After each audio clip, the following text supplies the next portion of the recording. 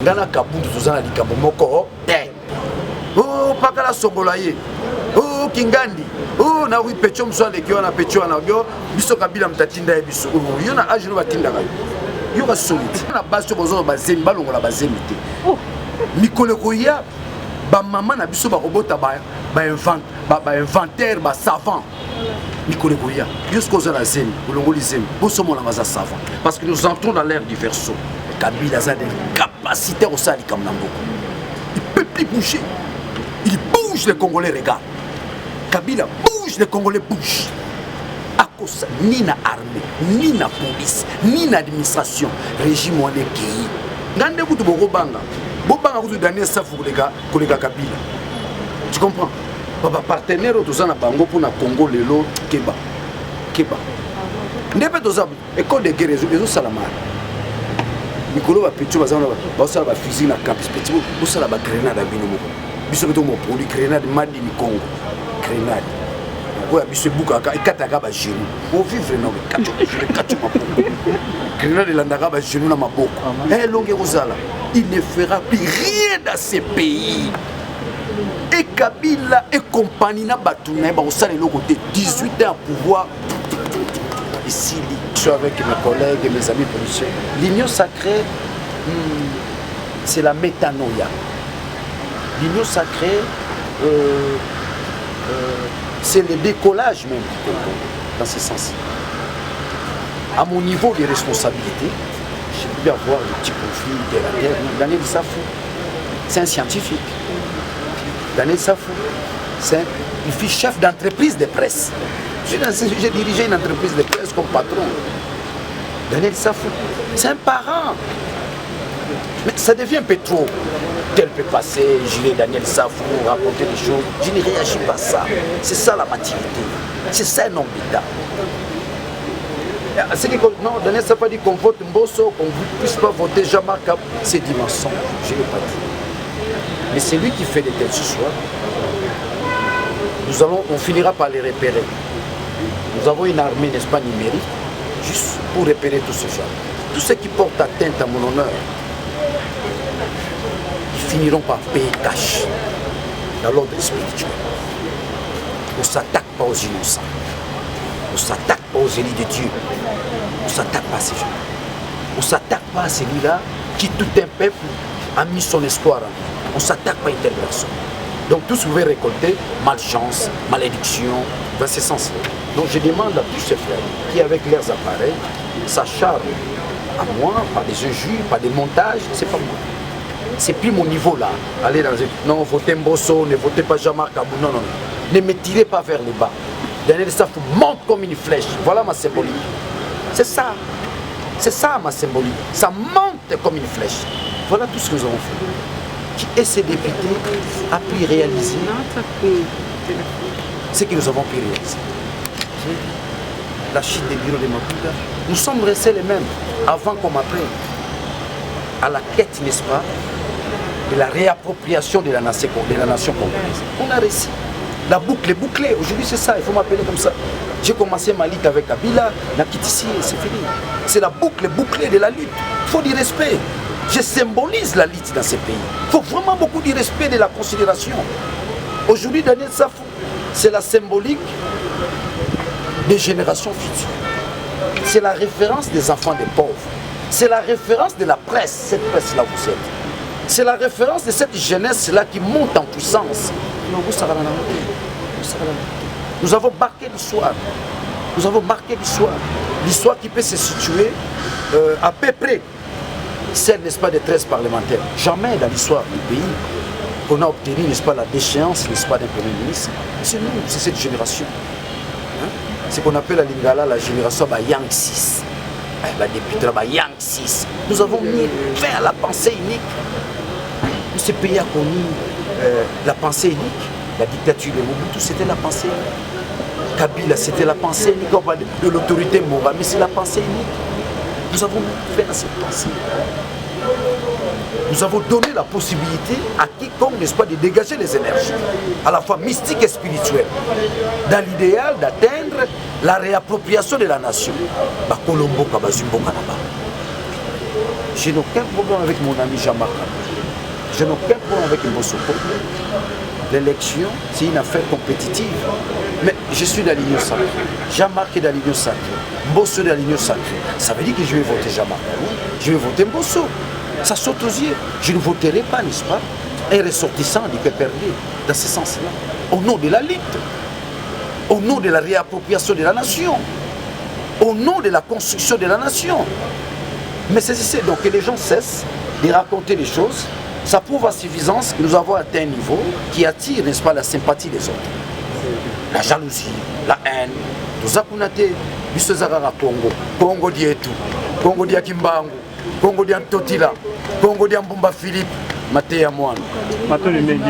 Derrière, Lumumba, Kassavu, oh, tout va koufa ba mata, ba koma lelo ba lobeli ya Congo. D'aller les safou, c'est la synchronisation de ces esprits-là. Da emoso tel bo moi on est mulele. Mon est moi zaneti Lumumba, tel bo moi on est Kassavu bois. Et moi nous sarabatre à Chombe. Moi no yo bien Cyril Adoula. Donc la synchronisation des esprits supérieurs, tous ceux qui ont lutté pour la renaissance de ce pays. Daniel Safou est au niveau d'inventer l'avenir. Ça, il faut souffrir. Nous sommes en train d'inventer l'avenir. Tout ce qui se passe au palais du peuple. Qu'on arrive à construire un nouveau paradigme. Daniel Safou, Nazongi la Lingala, d'après la Lingala, le Kota Falasemi. Nazongi la Lingala, Maé Batou Baza Kokoma la réseaux sociaux, et la Kaka, Batou Baza Nambuya. Kimbanga Lubakango, 1921, na Sanda, Bane la Kabakoya, Bakotonda Mananguya, na Mayele, na Boanya. Daniel Safaza guerrier, Ngana Kabundu Tuzana Likambo Moko, te. Ngana Mbosso Kodia Tuzana Likambo Moko, te. Bangonyo Sobaza Baninga na union sacrée. Je ne sais pas la mission bonne de ça. Moko Moko na kati na biso éviter. Ah, tokela ba pona. Toko voter Jean-Marc Kabundu. Toko voter Mbosso. Sur un candidat président, ça veut dire que ce sont les candidats qui l'union sacrée alignée. L'objectif est de rejoindre un bureau pro-Fachi. Il y a beaucoup de gens qui sont côté de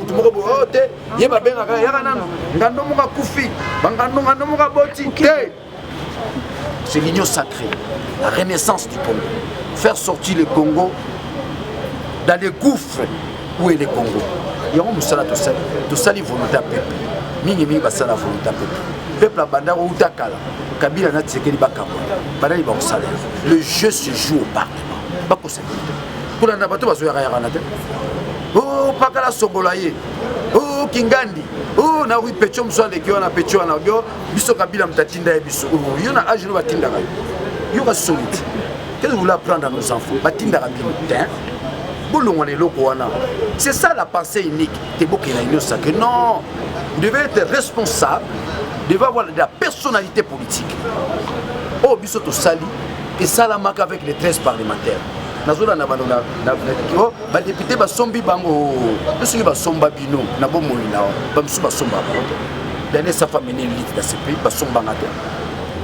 Ba somba ngate, bino de ba somba ngate. Ça veut dire que union sacrée Bazo Banga, ça va monter sur les réseaux sociaux. Non, je ne peux que parler du bien de Jean-Marc Kabundu. C'est un compatriote. C'est un compatriote. C'est avec lui, Togi Okende, Ti Tobimisi Kongo na Libulu. Soki Ozana Makanisonate Rosanangate. C'est un compatriote. Mbosso, c'est un compatriote. Otozabona Nyo Sekeba, un compatriote. À condition que tu aies na makanisi wana ya bolingo ya Congo. Union sacrée eza bolingo ya Congo. O babandi ko komana keba. Eza na ndeko na biso, papa na biso, kulutu na biso ya banzembo. Hein? Bandoki basilite bazanami. Basali on eza bandoki. Donc dans les réseaux sociaux, je n'ai pas. Soko la linga na zaka na ba Twitter te, na ba Facebook te, na zaka na WhatsApp. WhatsApp on peut na ba osela na moté. Pourtant bimenga zaki na prison. Tu comprends? Je ne suis pas dans ces histoires-là. Moi, je suis dans la lutte du Congo. Je salue mon frère Jean-Marc Kabundu. Je salue mon papa, Bosso Kolombi Kolobenge Joe Biden. Son bon. Je n'ai pas de problème avec eux. Ceux qui montrent ce genre d'image, dans le cas de la cybercriminalité, ozolinga état de droit eza na makambo nango ozolinga Congo ebima na libulu tant Congo ebima na libulu eza na makambo nango tu comprends. Moi j'étais encore jeune na mona noko na biso timboka bayiba biso atika na 10 jours 10 jours to seke na ndako 10 jours commune eye babi atika na 10 jours façon tout souci de leza to tonga Congo ko tonga Congo ezali to comme nation toza nation te tala kaka awa Uganda ils ont atteint l'autosuffisance alimentaire. Donc au lien en Ouganda, c'est pas un problème.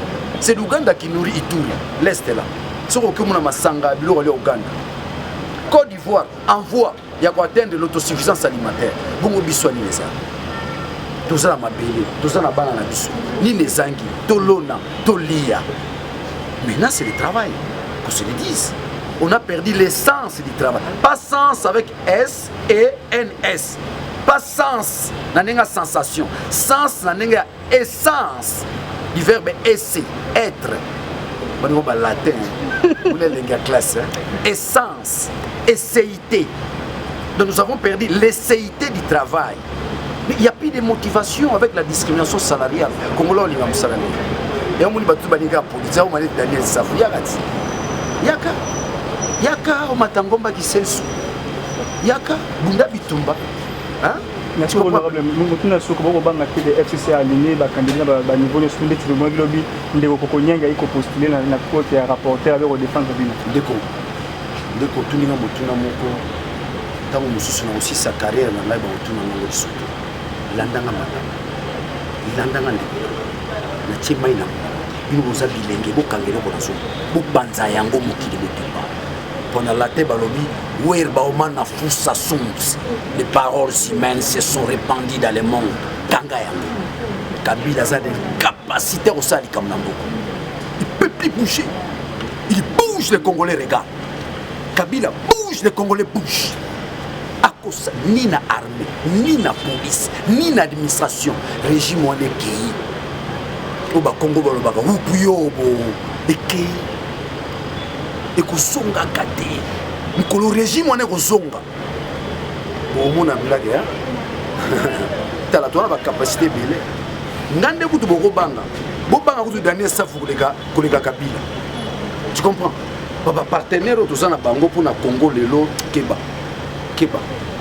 ndebe to za école de guerre ezo salama mikolo ba petit bazana ba sala ba fusil na campus petit bo sala ba grenade bino moko biso beto mo produit grenade madi ni Congo grenade ko ya biso buka ka ikataka ba genou o vivre na kacho mapoko grenade landaka ba genou na maboko longue kozala il ne fera plus rien dans ce pays et Kabila et compagnie na batuna ba osala le côté 18 ans à pouvoir ici. C'est un message spirituel, ésotérique, mystique. Tous au côté l'air du verso, la sakai na mutumui de makasi. To côté là un qui mbanga zoko qui ça 100 ans na sama belé. O tozo banda 2021 là un. Bino bon en 2021. Menga Daniel Safou na mona ngo là un. Là un boisa biso. Le Congo, je vous dis les amis. Bato ba Hollande loko ba landa. Nous allons coloniser le Rwanda. Nous allons coloniser l'Ouganda. Nous allons coloniser l'Afrique. Nous avons la mission, la vocation d'un État puissant au monde. C'est les États-Unis d'Afrique. Le Congo sera plus que la Chine. Le Congo, le monde va bouger. Nous avons une grande mission. Car mon oxygène, nous Congo, nous avons 50%. Rien que nous, le Congo. Rien que nous, le Congo. Le Congo a une mission extraordinaire. Et cette mission a été révélée par Fumu Kimbangu en 1921 à Sanda. Le Congo a connu un leader qui a occasionné plusieurs pays comme indépendants. Fumu Kimbangu.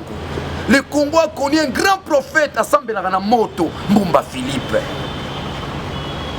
Le Congo a une richesse mort au Saranate.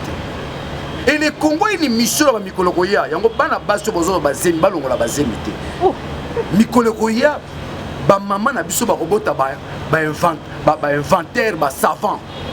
Mikologoya, jusqu'aux Zalazem, au Longolizem, nous sommes là savant. Parce que nous entrons dans l'ère du verso. Là, je suis de la métaphysique. La métaphysique. Il faut avoir la capacité de comprendre, de capter le message. Quand on a mon bino, tout vous en a pirité.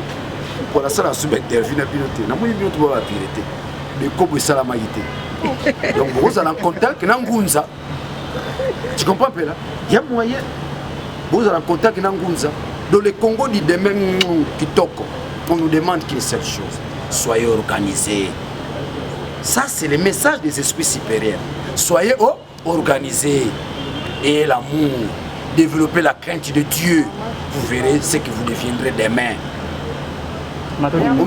Yo moni bato basambela ba bakoki biso bakoite mutu moko ta loge a koleka na bureau wana oh ya zaka na loge boy oya ka grand maître ya limwaka makambo wana esili to koti na siècle christique soko za na kati ya bonzambe te moyo koka makambo ya Congo ezate onga licencié onga docteur en droit te foza na diplôme afungimba soko za na ngote ko sala na mboko te